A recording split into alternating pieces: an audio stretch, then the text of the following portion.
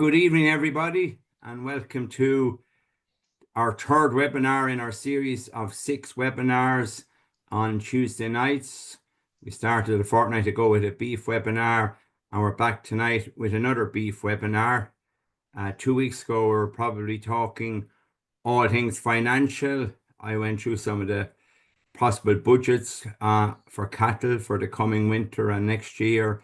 And we also had IFAC discussing methods for maybe managing tax for 2025.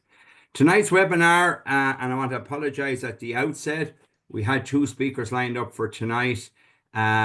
Unfortunately, Robert Cole from KeyPack is unable to participate tonight, so he extends his regrets. We had him back in March on Sean Power's farm in Woodskiff, but Robert is unavailable tonight. So we're going to work on probably the main part of our meeting tonight. Our webinar tonight was on the sort of technical side of wintering stock and housing, health, environment. So we're delighted to have Martina Harrington, our cattle specialist and covering the Southeast. Martina, you're very welcome.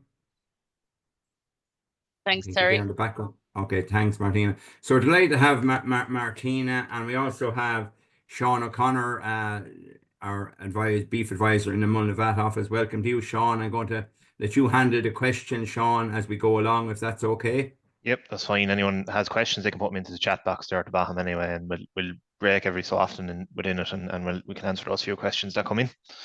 Yeah, so just remember that the Q&A function at the bottom of your screen there. Put in your question. There'll be all anonymous questions, no name mentioned at all with whatever questions asked. I just want to put it to Martina. So look, we have an awful lot of stuff to get through tonight, because when you talk about that whole housing of stock, and look at weather is probably going to be pushing people in shortly if some people are not already in.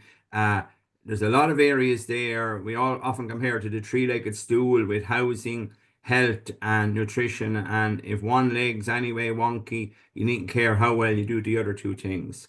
So we're delighted of Martina to go through it. She'll be the presenter tonight, and as Sean says, we break it into a few different sections because to go all in one room is too much to try and take in. And obviously, Martina's not a vet, but yet she will give a very good outlay of the health side of things that you need to be watching for this winter. And obviously, you can consult with your own vet if you want to fine tune it for your own situation. Just as a way of introduction, I mean, and people would have seen, say, Board B predictions and things for the this year and next year, and I suppose Robert would have been touching on some of this. The kills seems to be going to be back around 140 or 150,000 head this year, and possibly back maybe 35 to 40,000 head next year.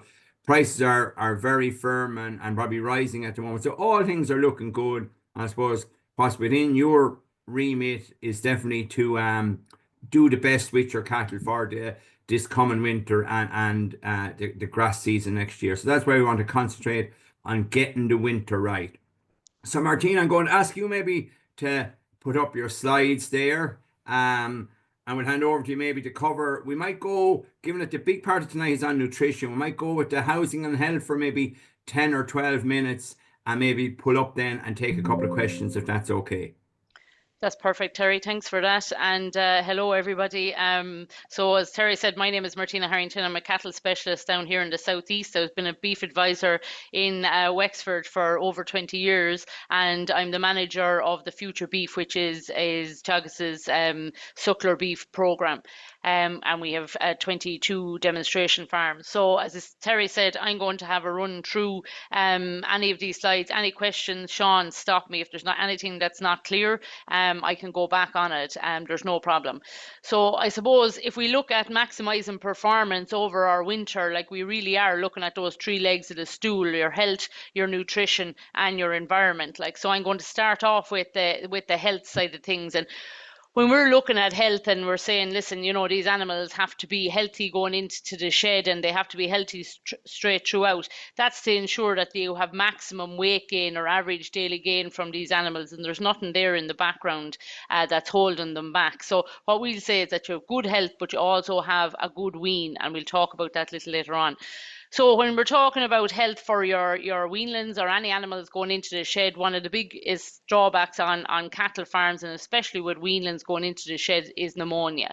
So you're looking there at your RSV, your PI3, and your Mannheimia hemolytica, which is Pasteurella. So you're basically looking at if you're using your RSV and PI3s, or if you're using the likes of Bovipast.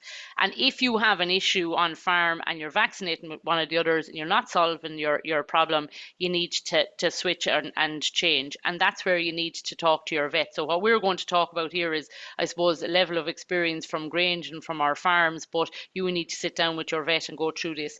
So if we're looking at a Bovipast, that is a 2-shot program, and that needs to be given starting 6 weeks before your housing. So it's 2 shots and it's 4 weeks apart. So then that'll take care of your RSV and your PI3 and your Pasteurella. Then if you're looking, maybe some lads, and we see a lot of the feedlots now are using intranasal. So if you have a lot of animals coming in, a lot of animals going into the one shed, and you want a really immediate hit, then you can use these intranasals, and they're for RSV and PI3. And then last but not least is your IBR. And what we would be saying to all of our lads with young cattle is, do whichever pneumonia that you're doing, but also do your IBR. It's €2, €2.50. It's an intramuscular, live into the muscle, and it's rampant IBR across the country. And if we're looking for older animals, you'd be looking at maybe only using an IBR in those animals. So that's the type of prevention that you're looking from a pneumonia point of view. And then you go back to all of this is vaccines. A lot of them are live. You really need to handle them properly. If you're buying them, make sure that they're kept into the fridge, that you're using your clean needles, you're giving it in time. So going back to your Bovipast, that started 6 weeks beforehand. There's 4 weeks in between, and then you have 2 weeks for your immunity to develop. And then you're given it in which way it's supposed to be. So if it's an intramuscular, it's given intramuscularly, and if it's subcutaneous, it's given that way.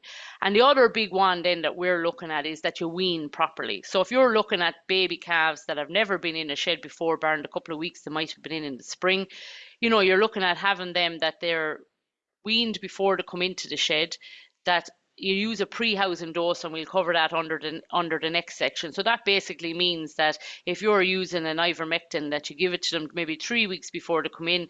That cleans out all the worms that are within their system, either in their stomach or in their lungs, and there's a persistency there. So anything they pick up in that 3-4 weeks before they come into the shed from a lungworm point of view, it's killed automatically. So it gives their lungs a chance to heal, I suppose, before they come into the shed.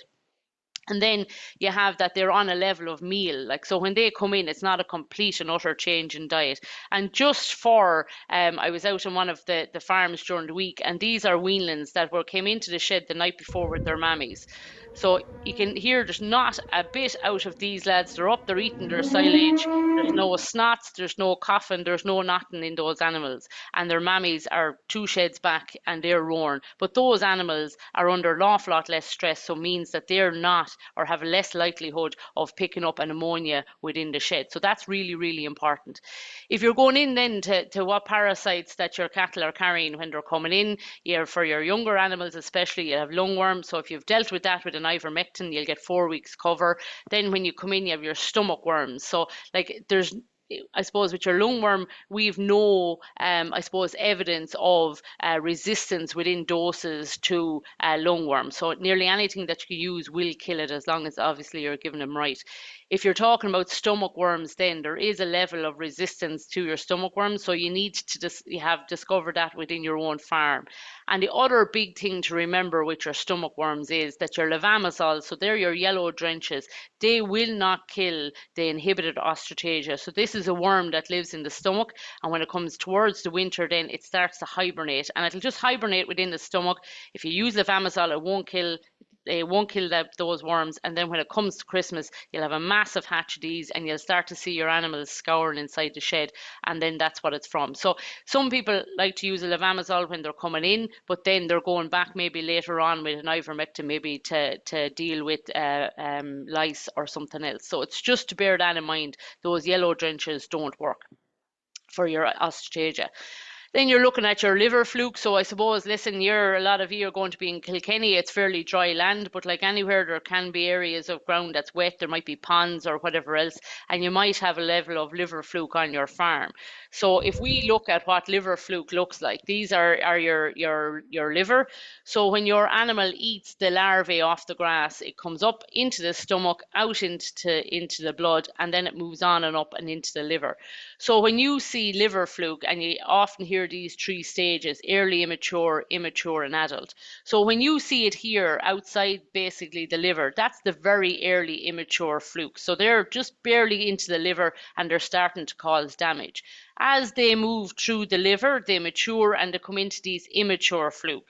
And by the time then they get to adulthood, which is about 12 weeks, they're moving out and into the bile duct. Like, so when you look at it, it's really these 2 lads that are within the liver that are causing all of the damage. By the time they've got to here, they're basically, their work is done. They're going into the bile duct, and that's where, you can end up with having, if you have a big infestation, you can have animals with anemia. But if you look at all of the products that are out there, like, so if you, like, and it is a complicated scenario, but if you look at all of the product that's out there, when you start up here, these are the ones that are killing your fluke at the very early stages. So the early immature in this first 2 to 3 weeks. Then when you move into these other products like your clasomectins, your Salantil, your Fluke Ivor, Ridafluke, Fasionix, that used to be Trodax, when you move into those, they're killing these ones that are in here, right? But if you move down to these ones, which we hear an awful lot of farmers talking about, these Albex, Endospec, maybe Ivamex Super, Levifast Diamond, those products are only killing the fluke when they've done all of the damage and get out to the other side. So you have to decide on your farm, how wet is my farm and how much of a pressure is liver fluke playing on my farm to when I need to control them. And you can look at your beef health check reports, and you can look at maybe if you have sheep going through the factory, what their livers are like, and that'll tell you at what stage or what level that you have on your farm. So then if we go back then to your rumen fluke, again, listen, it's a thing that's on some farms, but again, you really do need to talk to your vet about those. There's only one active ingredient that kills your rumen fluke, and it's in ruminal and your Levifast Diamond. But if that doesn't work, or if there's an immunity build to that one in your farm, you're in trouble. And it's also like, if we fellas think that they have rumen fluke, what the recommendation is to treat the animal that you think has rumen fluke, not to blanket treat the whole lot of animals. But there's different, it's not the same dosage rate as what would be there for liver fluke, so you really do need to talk to your vet. And then you're into lice. Like, so if you go into a shed at Christmas time and you see all these animals and they have the necks wore off themselves from scratching up against the pillars, that's where there's a large infestation of lice. And what we would say to all of our farmers is, when you have all of your animals, or the majority of your animals, in the shed, that is the time to go and to treat the lice, not leaving it off until Christmas, because by the time you get there, you have such a massive infestation, it's unlikely that one treatment will kill them. And if you do have to use 2 treatments, that's fair enough. And I suppose the last one there is between your poron for your biting lice. So there's 2 types of lice. There's the ones that will suck on your animals, so that means that they're pulling blood. So if you're using an ivermectin, you're going to control those lice. But if you have biting lice and they're not sucking the blood, you need to use a poron for those animals. And if you are using a poron, your animals need to be clean. And I suppose the Rolls Royce of doing that would be that you'd have their backs shaved. I suppose the other big one then, Sean, for maximising performance of animals in sheds, and this is coming from work that Bernie Early carried out in Grange, is your lie-in space. So it goes back to, listen, if an animal is not comfortable, is not able to lie down, has enough space to lie down, has enough feed or feed space to go up and eat, and hasn't got enough ventilation, they're not going to perform. But the work that Bernie carried out up in Grange is when she was looking at all of these different types of animals and what's the level of space that they need. And I suppose the big one that we seen was for your finishing cattle, those 500 to 750 kilo animals that are eating a good lot of feed, so there's a lot of heat coming off them, that they really do need that 2.5, 2.7 meters squared for each animal lying on slats. And what they seen as the difference, so a difference in the carcass weight from animals that were, below 2 and at this ideal of 3, was a 20 kilo difference in carcass weight. And this is the trial work that they seen here. So there was 120 continental beef steers. They started off at 589 and they were killed at 665 kilos.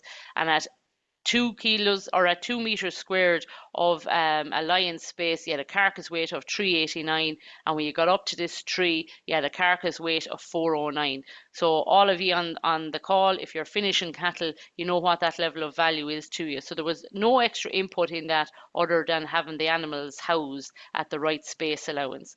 And then I suppose the other big question that we get asked is between mats and slats, or no mats and slats. So I suppose a lot of the work that would have come out of Grange over the years didn't really see a difference in it. But this one trial that Bernie carried out up in Grange, over a period of time, there was 590 kilo steers on mats or slats for 120 days. They were on 5-6 kilos of meal, bring them through to finish. There was 11 kilos difference in the carcass weight of the animals, heavier animals on the mats than on the slats. There was better feed efficiencies. They were lying down for longer. They weren't maybe nearly as clean. They had the same dry matter intake, similar kill outs, but the mats had that extra where the conversion and the average daily gain was that bit better on the Durapack mat over just ordinary slats. So I suppose, listen, there's 30 kilos of a difference between animals, and no, I suppose, extra inputs put into those. So that's Great. on the Yeah. Great stuff there, Martina. We might put you a breeder and maybe our viewers a breeder and see. It's a lot of material covered in that housing and health section. Sean, any questions coming in there that you want to relay to Martina? Yeah, just a question from Peter there. Just he said he did a dung sample and it came back with 50. I assume that's 50 eggs per gram, and I suppose he's wondering, should you still dose even though it's a low rate? I suppose if cattle are going in, yeah. would you recommend that, Martina? Or Yeah, I suppose the two things on the fecal samples, and what we use the fecal samples for, rightly or wrongly, we use them at Christmas time to see did the dose work. So maybe this is what Peter did. So if you have 50, yes, you would. Like, they're not really going to pick up anything else, but there is that level of worms within the stomach, like, so they are going to take away from the average daily gain of the animal. And I suppose the other one maybe that I didn't cover with the fecal samples was on the fluke. If you go back to what we had there for BDGP, or one of the schemes we had where lads were taking, samples for fluke maybe in September, like, you're not really going to see the eggs for the fluke until that they're probably in the shed for 7-8 weeks, because it takes 12 weeks, as we've seen, for the fluke to get into the liver and go across to the bile duct. And it's only when they're mature and in the bile duct that they're actually putting out eggs. So that's the only time that you're going to pick them up, is when they get to that stage. Like, so I suppose what you really want to know on the fluke side of things is what's the history of your farm and what are you seeing coming back from the factories in your beef health check reports. But on the other one, I'd say if he does have that level, that I would dose. But again, I'm not a vet, and you do really need to talk to your vet on these. But if it was me, I would, yeah. yeah, no, I said he sampled 30% of them, so there should be a decent sample there. But yeah, what you're saying is still go ahead, because there's still a bit of a worm burden there. Yep. So hopefully that answers your question, Peter. Another one then, just question the ivermectin dose at housing as well. Is there what's the difference between just this person's wondering what's the difference between the injectable ivermectins and the Poron in terms of winter housing there?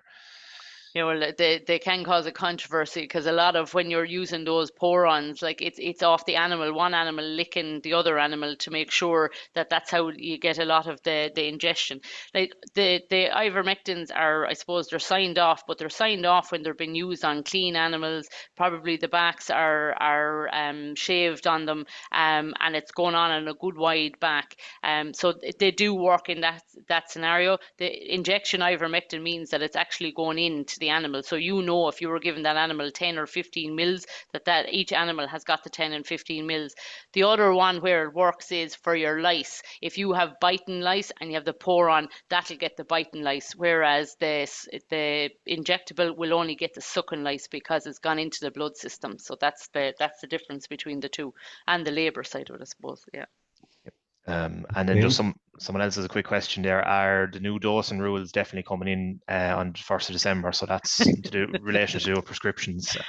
Who knows? It's after been delayed 2 or 3 times so far, but they're not as onerous as what people think that they are. Like, so if you have your own vet and you go to them, they'll give you a prescription and you work on from there. If you don't want to go to your own vet, then you have this whole big plethora of a form that has to be filled up on your farm by a vet, and they're supposed to visit your farm, and then you have that there for 6 months. But like, it's supposed to come in the 1st of December. We genuinely don't know. And that prescription, if you get it from your own vet or you get it from the other system, a vet in one of your merchants, you can use it anywhere you want. Like, it's given as a digital receipt, so you can bring it anywhere you want.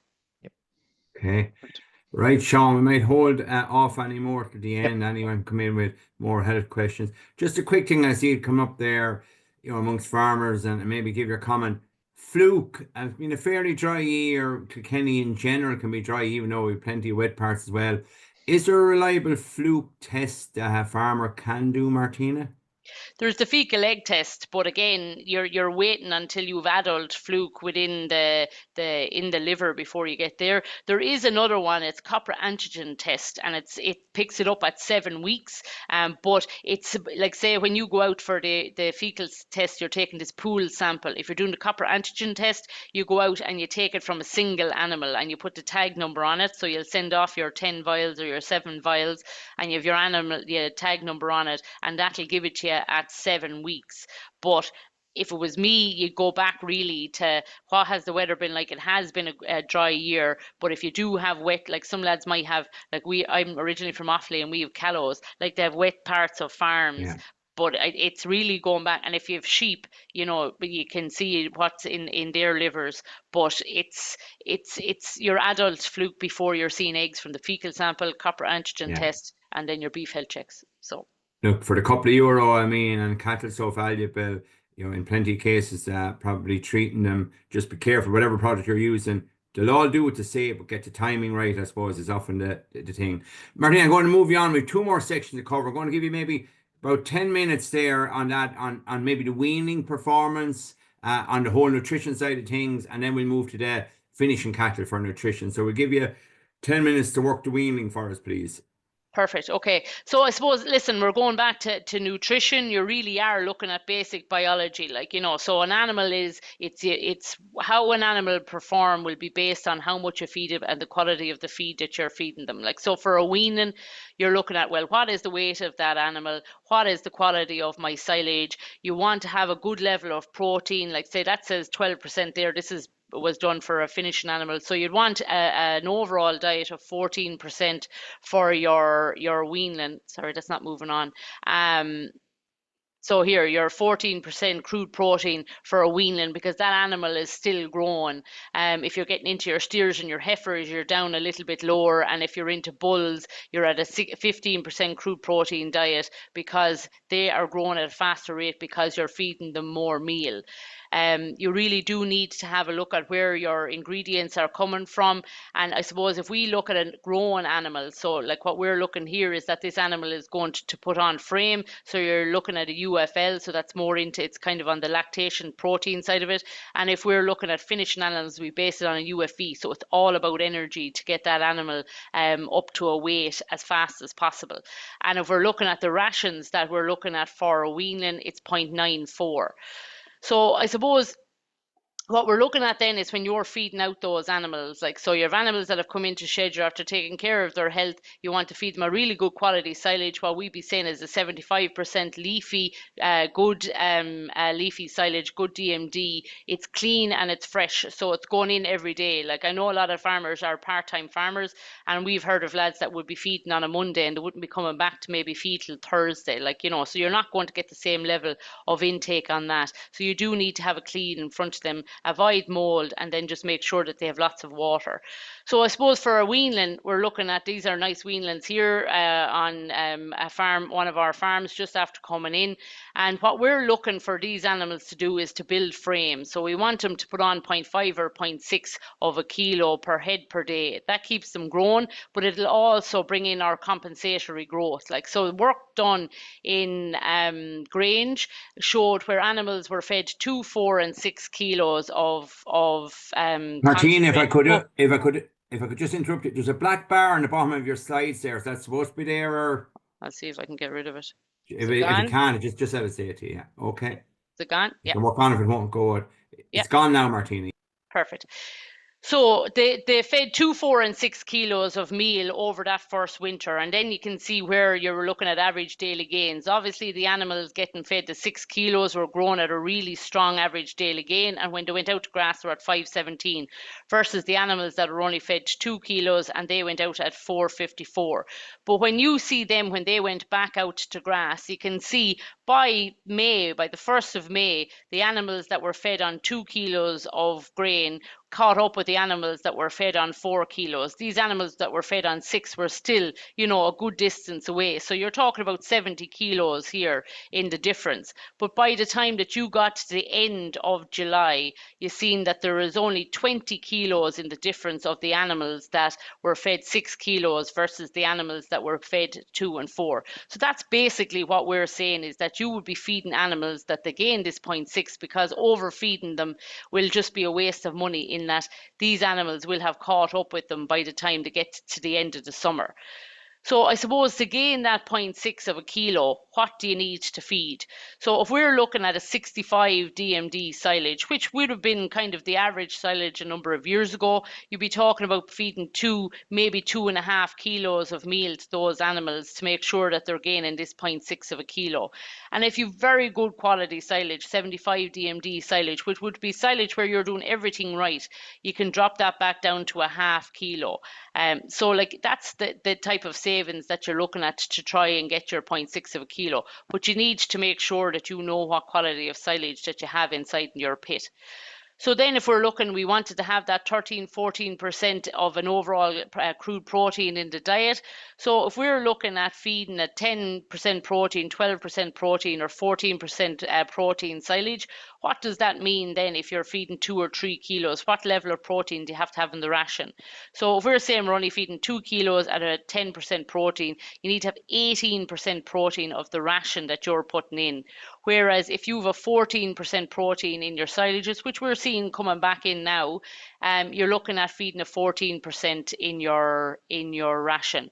And then if you're feeding 3 kilos, then obviously you're feeding more in the ration, which means there's more protein there. So if you're feeding a 10% protein silage, you only have to feed a 16% protein in your nut, and 14% then if you have a 12%. And then if you're looking at up at a 14% in your silages and you're feeding 3 kilos of meal, you're looking at feeding 12% in the ration. There's very few people that are doing this. You're normally looking at here. And then I suppose the other thing then that we often get answered or get asked when we're looking as regards, well, you know, what way do you feed them? Do you front load them or do you feed them flat rate? And what we've seen throughout all the experiments that are done in Grange, and when Siobhan Kavanagh was doing these in Kildalton, there's no huge amount of difference that if you start feeding at 2 kilos for the whole 120 days, you're still feeding 240 kilos. There's not a huge amount of difference in the weight gain of those animals over that winter from front loading them, where you're feeding 3 kilos of meal for the first 60 days and then you're only feeding 2 kilos of meal for the last 30. You're still feeding 240 kilos. It's just the way that you're feeding. These would be the ones that we would prefer, in that you have animals that are maybe already on meal, hopefully before they come into the shed, but when they're in that, I suppose, transition period of time, that they have that extra concentrate to be able to, I suppose, allow for the change or the stress that's on those animals. And then I suppose if you're looking at your weanlings, then you're trying as much as possible to get them turned back out to grass in the spring as soon as possible, especially if you have breeding heifers. So that's that, Terry. Okay, thanks very much, Martina, for that. Sean, any questions coming in on the weaning section? Yeah, just Tom's asking there, how much soybean would you need to add to a 14% ration to make it to a 16% ration? Oh, I think from having done it before, there is a calculation that you can do there. It's the Pearson square, but it's about 200 grams is where it works out at. It's not a huge amount if you're feeding at 3 kilos. I'd have to work it out for you, but Yeah, it's not massive, no. Yeah, and maybe And Tom would some back to people Tom are, specifically on that one if yeah, if it needs yeah, to be yeah. tomorrow or something. Yeah, yeah. And some people are doing that where they'd have just maybe buying in the one ration and they're feeding it to finishing and they're feeding it to weanlings, like, yeah. Perfect. Yeah, and we have the ration reckoner obviously that we can get you an exact answer on that by popping the figure in. So if he wants to come back to whoever tomorrow, we can get the exact figure for him. Yep. And somebody's asking about how do you test the silage and the DMD. Like, so listen, you can send it off to, there's a couple of labs there, there's FBA and there's farm labs. So you go out and a lot of, okay, if we went back to, I suppose, a number of years ago, we were all trying to have all these silage samples in very early and we were going out and using corers and sticking them into pits and whatever. What we'd be looking at in the program is waiting for lads to open up a silage pit, maybe take off the first layer of it, maybe it's open a week, and then go across the pit in a W. Like, so you're taking a pick out of it all the way across it, putting it into a clean bucket, mixing it up, and then taking a sample, sending it off in a Ziploc bag to any of the labs, and they'll come back and they'll give you the DMD and they'll give you the crude protein. And if you want, you can, for like that's about, I think it's €30. And if you want, you can get a mineral analysis of your silage for maybe if you're feeding suckler cows, and that's going to cost you about €90. But that's basically it. And you'll send it off. Make sure you send it off early in the week. It's not left rotten in the post over the week. But that'll give you your crude protein in your DMD. Yeah. Okay, and look at, I mean, what we're saying to people all the time is you need soil samples to know what to put out in your field, be via lime or P and K. And similarly, you need silage samples to know what level of meal you have to feed to your stock. And without that information, we're doing a bit of guessing, albeit you can see the silage where you might be able to see as much with the underneath the grass sward, but you're into guessing, and guessing is no good. Not with the value of stock there, and you either need 2 or 3 kilos of meat for your weanlings, or you could get a super result back and maybe need a nice bit less. So, and similarly with your older cattle that's going to move on, we'll bring on to now, Martina. I mean, how anyone could face into finishing cattle without having a very accurate silage result in front of them, it beats me, and hopefully people don't embark on that, because that's a very, very expensive guessing exercise. So I'll hand over to Martina, maybe 10 or 12 minutes on the stronger cattle, and then we'll take final questions. Well, I just might answer one there. Just someone asked there what in terms of testing the pit, or Martina detailed about testing the pit there, but they're saying about testing bales. So it's basically just you have the soil core and you take you put the soil core into the bale and take them that way instead of doing the pit, and just another couple of questions, but they'll probably, we might ask them at the end, but I'd say Martina could answer them in terms of maize in comparison to nuts and the likes of beet or carrots and things, but we might leave them till Martina's finished and we'll come back to them. Yeah, some of them will be in the presentation. So again, listen, we covered this for your younger animals, again, making sure that you have fresh silage, it's in front of them, any mold, whatever else. Like, the big thing on this is you want these animals to eat as much as possible, and you don't want to sicken them. And I suppose the big one that we're going to be looking at here for finishing animals, it really is all about the energy and it's all about intake. Like, so if we look at a 66 DMD silage, it's only 0.68 UFEs. If we go up to a 78 DMD silage, which really is top of the pops type of a silage, you're talking about 0.86 of a UFE. Like, so if you're down here, you have an awful lot of making up to do in your ration, and you'll see that as we move along.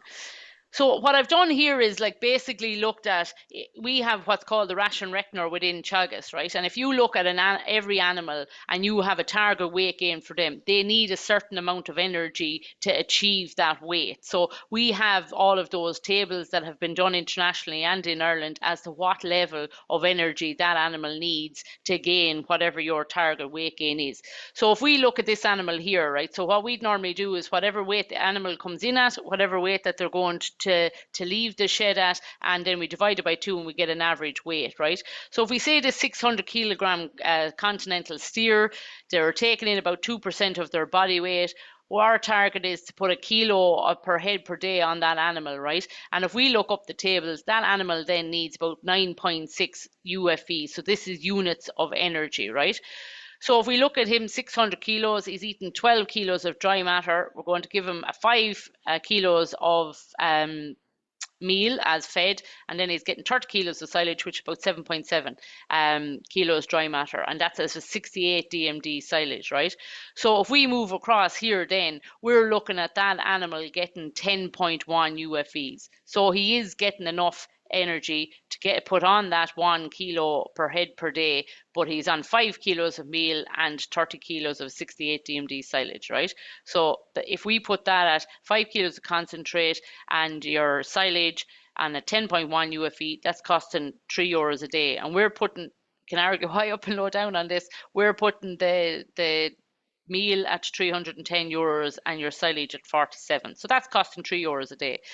If we move on and we say, well, that animal is on a much better quality silage, 74 DMD silage, we're still getting our 10.6 of a UFE, and we're feeding 4 kilos of meal now, then we're looking at 289 a day. So if we're looking at that, that's 11 cents of a saving a day by having a very good quality silage, where you're able to feed that little bit less of concentrate, but you're still meeting this UFE, and this is the big figure that you want here. Like, so if you can do up your diet and make sure that that's where it's coming in at, doesn't matter what ingredients that you have in it to a limit, and we can talk about that later, is you're going to get that kilo a day.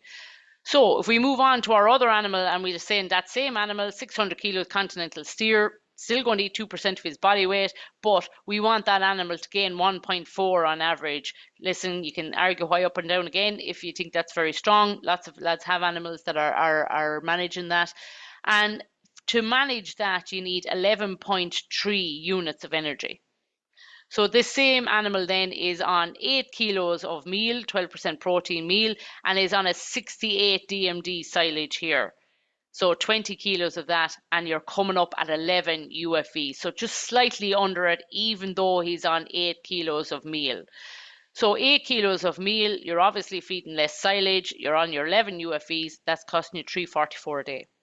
So if we go on to our better quality silage, same situation, but we have a 74 DMD silage, you're feeding your 8 kilos of meal, you're now up at 11.5. So you're above your 11.3 that you need to get that average daily gain on your animal, and it's costing you $3.46 a day. So I suppose from our side of things, you're looking at really, really good quality silage. You're going to have lots more energy. You're going to be able to get more weight gain onto your animal. And from your side of things is that we do have a program that's able to work all of these out. And I've seen some questions came in there about carrots and beet and whatever else. We're able to use the same program to be able to match up those diets. So then you lads will often ask us, listen, are you better off to feed lower quality or lower amount of meal over a longer day? So this would a longer period of time or finishing period. And this would have been, I suppose, our traditional grain finishing side of things, right? So you're looking to gain a kilo a day. You want to gain 140 kilos on this animal. So you're over 140 days. And what we had there before is that was costing us $2.89.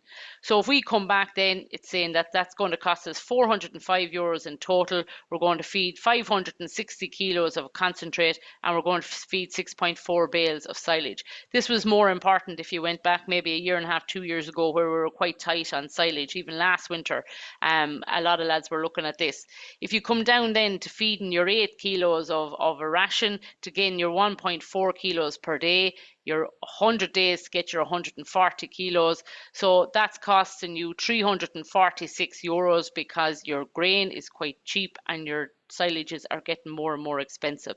So you're feeding 800 kilos of concentrate, but you're only feeding 2.7 bales of silage. So this comes back to, I suppose, a bit of an argument we would have had maybe, Terry, over the years as to, you know, what lads are doing in practice. And we'd say maybe a lot of the bigger finishers are doing this type of a system here. So that's where you're ending up on. And listen, you can do the same here for your Frisians. They're just going to be that little bit lighter, so you're looking at a lower intake. So it's entirely up to people what's the system that they want to do, and how much silage that they have.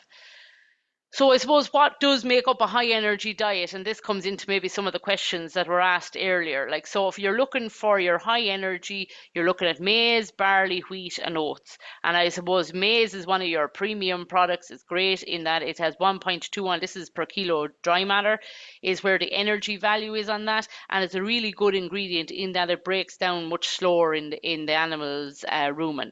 You have barley comes after that. Wheat, there's a limited inclusion of wheat because it breaks down quite quickly.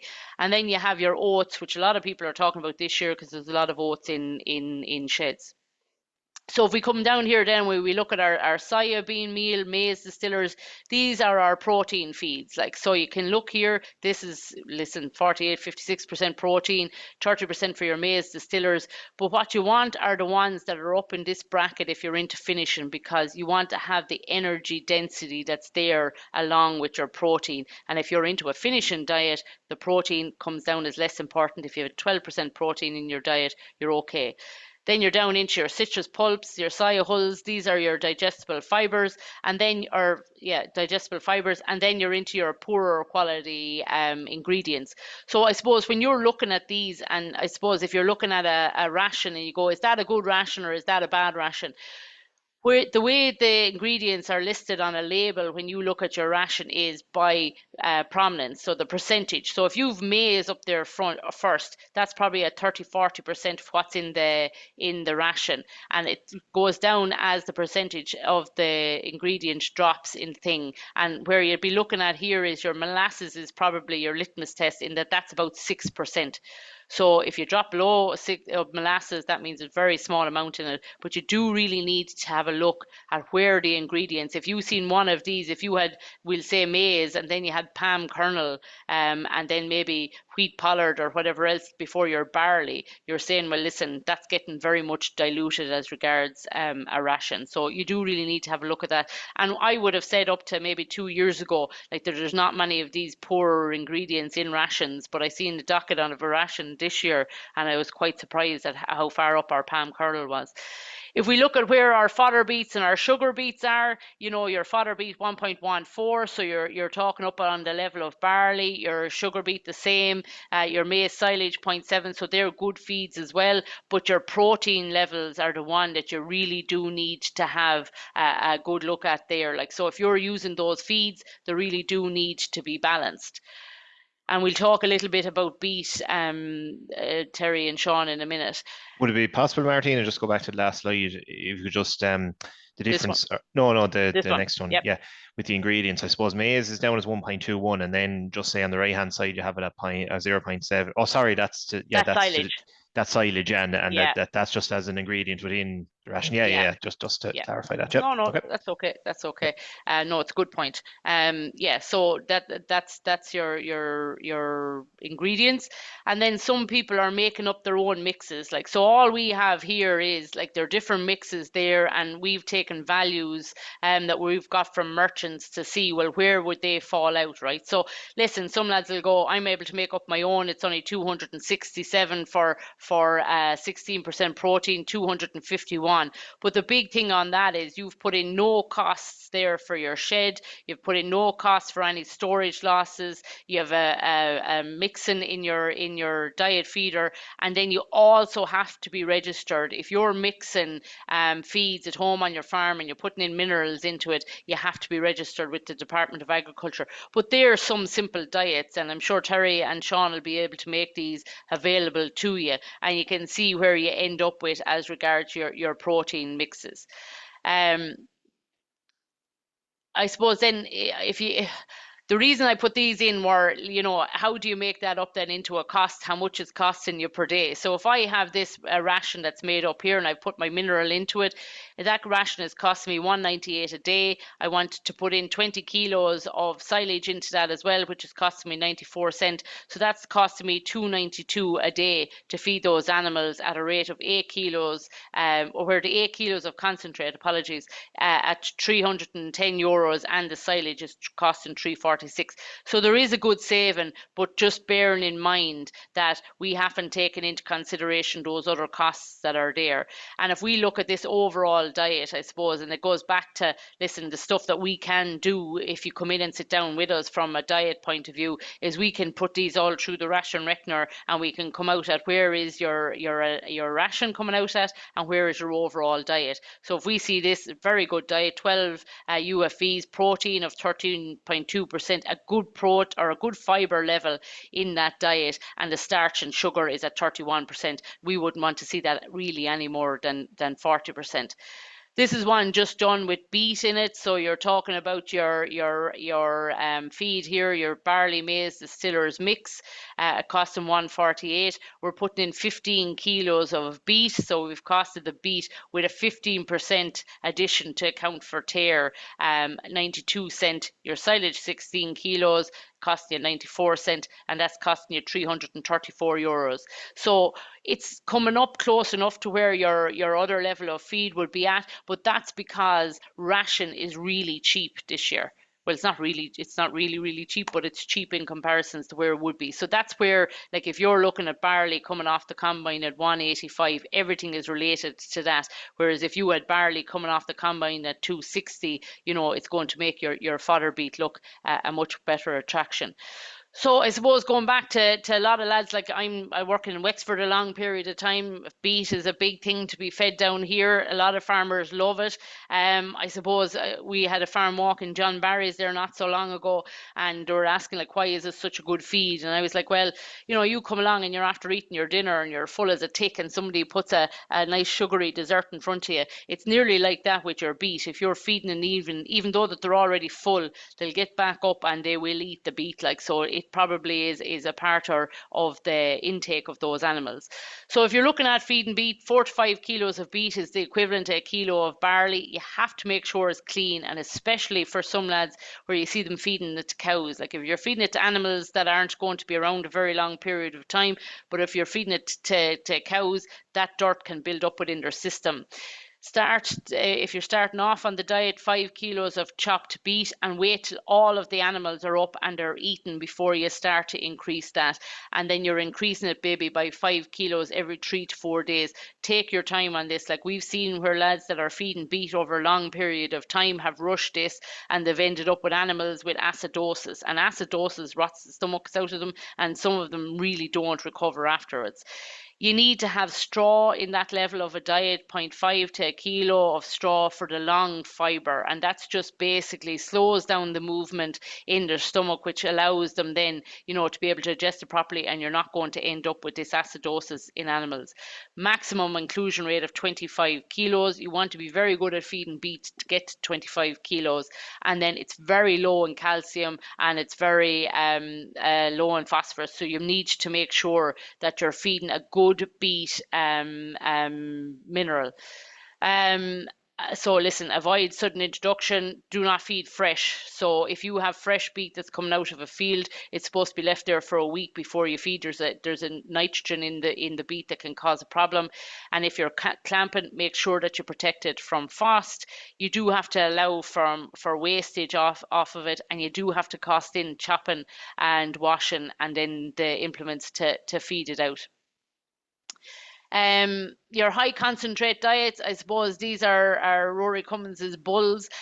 So they're up on, ad lib meal feeding. So if you're looking at that level of feed going into any animal, they are on a knife edge. Like, so you do really have to make sure that diet is well balanced, so that there's good level of roughage in it, that you have straw available to all those animals through the diet, but also that it's maybe here silage, good maybe rougher silage or straw.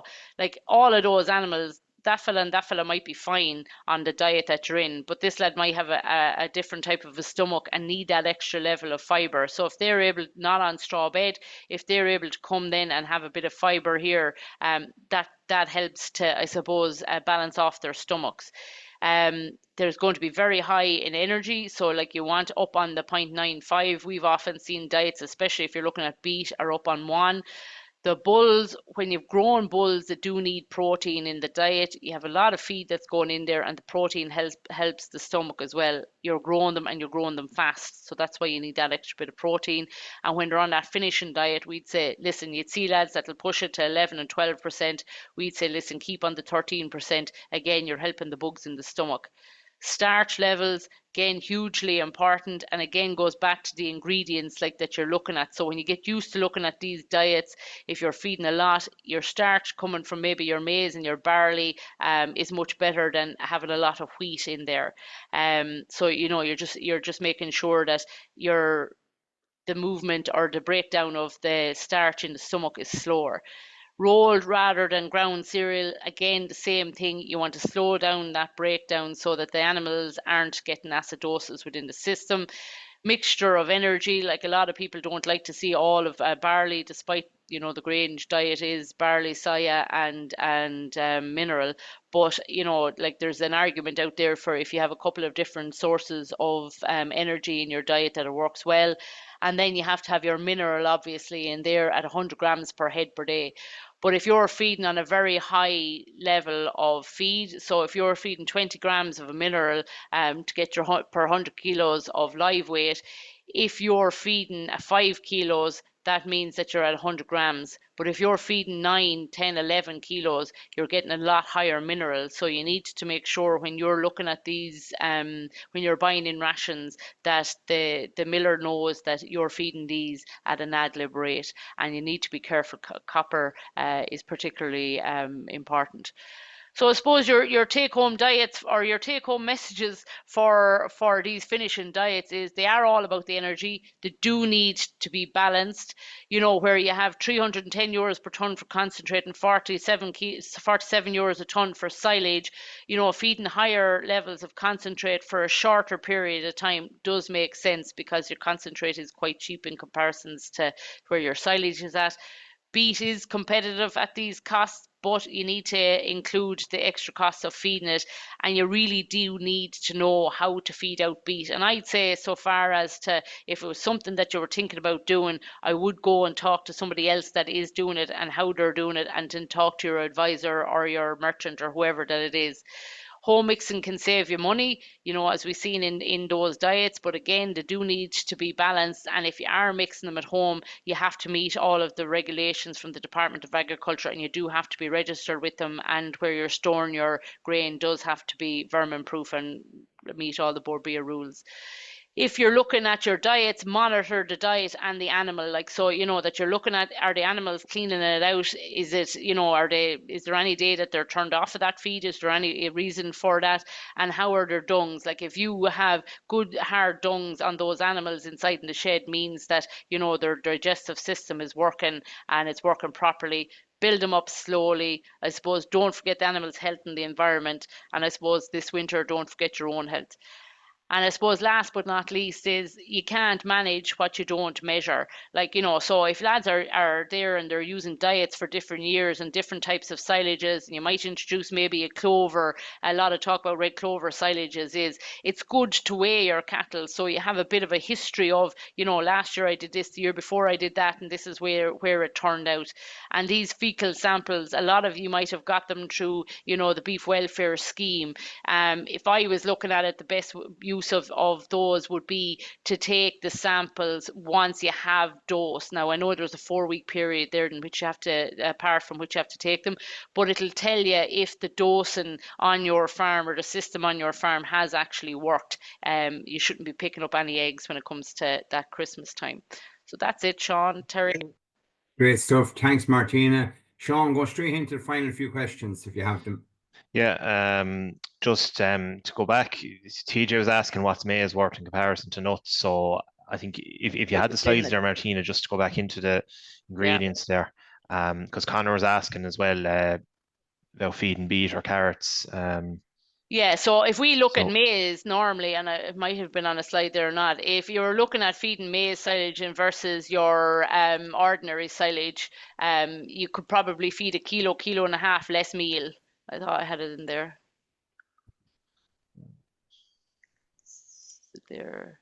Yeah, we've often given those figures over the years, maybe even up to Yeah. 2 kilos a meal, good maize versus grass silage. So Yeah, that's so about a the kilo and a equivalent, half yeah. to 2 kilos is where you're looking at what you'll be able to feed less. On the weanlings for the beet, I do, like if you're looking at, say, if you have a really good quality silage and you're feeding if you have a really good quality silage and you're feeding beet, to balance off that beet, you'll end up having to feed maybe a kilo and a half to 2 kilos of meal to bring up your protein, because it's so low in protein, it's only 9% or whatever that's there. So I don't know if there's a huge level of a role for it in weanlings, because you end up having to feed too much meal to those animals and you're not going to, I suppose, avail of compensatory growth in the following year. But I think there is a role definitely for it in finishing animals, as long as you know what you're doing and how you're doing it. Like, yeah. Yep. Yep. Carrots are the same thing. Like, listen, again, they're probably lower in dry matter, but we'd have all of those figures there. We'd be able to sit down and go through it. But it's just, like if you're looking at weanlings, feeding 2 kilos and a good quality silage is going to get you your 0.6 kilos. So it's just, you probably end up feeding a bit too much. Okay. Any more, Sean? Yeah, no, that's it. Unless anyone else has any questions they want to put in Yeah, there, I no, that's think fine. Listen, everything is. we're after overshooting the clock there anyway. So look, I think we've gone through an awful lot of stuff tonight. And thanks very much for the huge Seamus just has one, the participation. cost of sugar beet at the moment. Sugar Well, we beet. had it valued there at 53 euros a ton. Like, but there is, if you go in if you get your own ingredients, so prices for your, say, barley or soya, and if you go in, there's the cost, what's it called? Oh, relative cost of feed. If you Google Chaga's relative cost of feed, it'll bring you up a table, and you can put that in at any time. Like, so you go in and you put in your cost of your barley and your protein source, and it'll spit out then what value we'll say any other ingredient is in comparisons to that. So when we put it in earlier in the year, we got 53 euros a ton is where you're coming out with your beet. Okay. Right. If we leave the question to that, Sean, it's just Yep. gone near 9 o'clock. So look, thanks very much. We had a lot of questions in. We had a big crowd on tonight. We're delighted with that. Huge thanks to you, Martina, well, you were going to be on anyway tonight, but you didn't know you were doing the whole thing. But look, no bother to you. So we're delighted to have you, and superb size. Just to remind people, next week we're on again with another webinar. It's a dairying webinar next week. The whole area of dry cow treatment, procedure, and nutrition, and with Paul Connors and Patrick Dunphy from Chagask. That's the fourth in our series. So next Tuesday at 8 o'clock. So with that, I'm going to wrap up tonight. Terry, Thanks to Mark in the background. Terry, the beef conference is our on the beef 18th. conference. Yeah, we have a beef conference just to flag it, and we'll be sending out texts to all our clients. It's on the 18th of November. It's not exactly on your doorstep, but it's not a million miles away. It's over in the Raheen Woods Hotel in Athenry, starting around maybe 5 o'clock in the evening. Superb lineup. There is someone there to give the whole vision of the world beef sort of supply and trade and that. So well worth going to if people can make it. We'll be flagging it over the next couple of weeks too. So right, I'm going to wrap at that. Thanks very much, Mark in the background, Sean there in questions. Huge thanks to Martina. Thanks very much for our huge participation tonight and viewership. And please God, next Tuesday for dairying people. Thank you. Thanks. Thanks, Terry. Thanks.